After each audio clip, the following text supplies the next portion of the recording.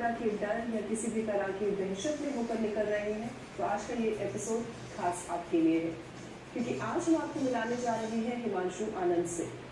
उनके जीवन में अजीब सा एक डर था जिसने उनके जीवन को कंट्रोल कर लिया था और वो उसे शोषित कर रहा था। ऑब्सेसिव कंपल्सिव डिसऑर्डर की वजह से वो अपने जीवन को अच्छे से जी भी नहीं पा रहे थे। डर किसी भी तरीके में हमारे जीवनों में आ सकता है, असफलता की वजह से, या फिर अपने अजीजों को खो देने का डर, या फिर किसी भी ऐसी बात का जो हम नहीं जानते। लेकिन इस कहानी से आपको जरूर प्रेरणा मिलेगी। आइए देखते हैं हिमांशु की कहानी, जो आप तक लेकर आ रही है हमारी प्रोड्यूसर नेहा।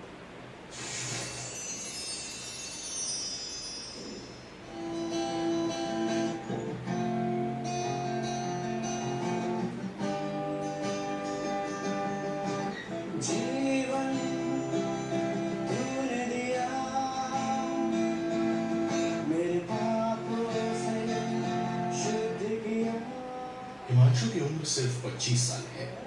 उन्हें संगीत से बहुत लगाव है। वो एक स्कूल में म्यूजिक टीचर हैं और अपने इस शौक को दूसरों के साथ बांटते हैं।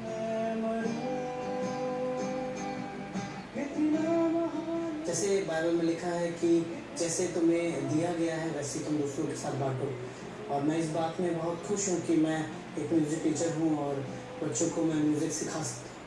लेकिन जब वो अपने बचपन को याद करते हैं तो उस बदलाव पर हैरान हो जाते हैं जो उन्हें खुद में और अपनी जिंदगी में नजर आया है।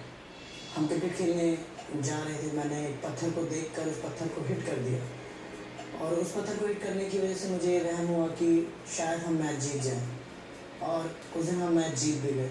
मुझे ऐसा लगा कि शायद मेरे इस काम को करने की वजह से मेरा दिन अच्छा जा रहा है, और मैं उन्हीं पैटर्न्स को फॉलो करने लगा जिनकी वजह से मुझे गलत फहमियाँ मेरे दिल में बनती जा रही थी। मैं कहीं से जाता था तो मुझे ये वहम था कि मैं जहाँ से जा रहा हूँ मुझे वहीं से ही वापस आना है। मैं टेंशन में बढ़ता चला गया, मेरे दिल में डर बैठता चला गया कि अगर मैं इस काम को नहीं करूँगा तो ये चीज़ें मेरी ज़िंदगी में प्रॉब्लम बन जाएंगी।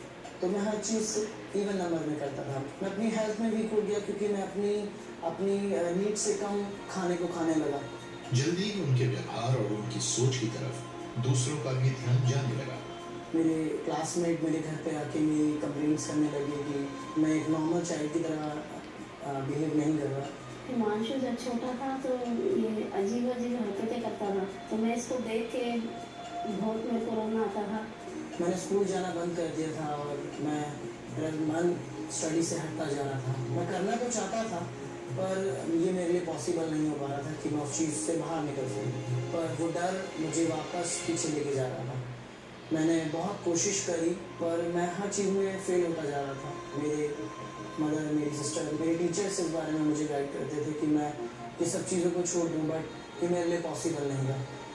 उनके तमाम दोस्त उन्हें छोड़ गए थे, लेकिन एक दोस्त अब भी उनकी कदर करता था और उन्हें इस तरह जिंदगी बिताते नहीं देख पा रहा था। तो इस दोस्त ने एक नए रास्ते पर पहला कदम रखने में हिमांशु की मदद की। और एक दिन मैंने डिसाइड किया कि मैं चर्च जाऊँगा, और जब मैं चर्च की सर्विस अटेंड कर रहा था मुझे कुछ भी अच्छा नहीं लग रहा था, और मैं ये सोच रहा था कि कैसे ये सर्विस जल्दी से ख़त्म हो और मैं अपने घर जाऊँ। पर एंड ऑफ द सर्विस एक पास्टर ने वहाँ पर एक बात शेयर करी कि जो भी यहाँ पर बैठा है इस सर्विस में उसके लिए परमेश्वर ने एक योजना रखी है, एक प्लानिंग रखी है। मुझे ऐसा फील हुआ कि खुदा ने मेरे को भी एक स्पेशल पर्पस के लिए बुलाया है, और वो बात ने मुझे बहुत ब्लेस किया, और मैंने ये डिसाइड किया कि मैं अब चर्च जाऊँगा। ये उनकी जिंदगी में एक नए अध्याय की शुरुआत थी। तमाम मुश्किलों के बावजूद उन्होंने परमेश्वर की मदद से अपनी जिंदगी के घिसे पीटे ढर्रे को बदलने का फैसला किया। जैसे जैसे मैं वर्ड को पढ़ने लगा वैसे वैसे मैं उन प्रॉब्लम से बाहर आने लगा। शुरू में ये सब चीज़ें मेरे लिए थोड़ी टफ थी। मेरे घर वाले इस चीज़ को एक्सेप्ट नहीं कर पा रहे थे। उन्हें लगा कि मैंने अपनी प्रॉब्लम्स का एक दूसरा पैटर्न फॉलो करना शुरू कर दिया है, और मेरी लाइफ अच्छी होने लगी। मैं उस डिप्रेशन से बाहर आने लगा। तब मेरी फैमिली ने इस बात को एक्सेप्ट करना शुरू किया कि हाँ, मेरी ज़िंदगी सुधरने लगी है। जैसे जेम्स 1:5 में लिखा है कि तुम में से किसी को दुखी की घटी हो तो परमेश्वर से मांगे, वो बिना उधार लिए सबको उदारता से देता है। इस बात ने मुझे बहुत ब्लेस किया जब मैं बाइबल को उस वक्त पढ़ रहा था। अपनी पढ़ाई खत्म करने के बाद हिमांशु अपने अंदर छिपी प्रतिभा को निखारने लगे। मैंने कोई प्रोफेशनल म्यूज़िक की ट्रेनिंग नहीं ली है, पर जब चर्च में म्यूज़िक इंस्ट्रूमेंट प्ले करना शुरू किया तो कुछ लोगों ने मुझे इस बात को बोला कि प्रभु ने तुम्हें ब्लेस किया है फॉर म्यूज़िक। तब मैंने एक प्रोफेशनल म्यूज़िक ट्रेनिंग करी जिसके बिहाफ पर मैंने स्कूल में अप्लाई किया और मैं स्कूल में म्यूज़िक टीचिंग करने लगा।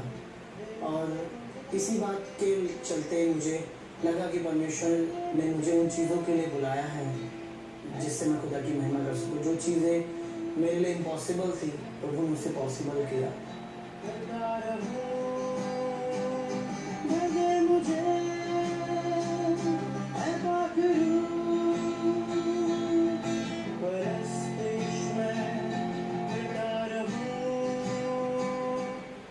परमेश्वर भय को निकाल देता है। अभी हमने हिमांशु की कहानी में देखा कि किस तरह अपनी ही बनाई हुई अंधविश्वास के कारण उसके अंदर भय आ गया।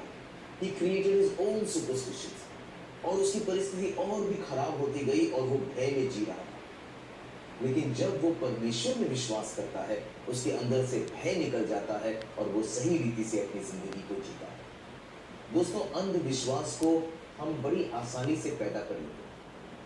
स्कूल जाने वाले बच्चे लोग अगर पहली परीक्षा अच्छी गई तो वही कमीज बाकी सारे परीक्षाओं में पहनते हैं क्योंकि शायद कमीज के कारण उनकी परीक्षा अच्छी जाए।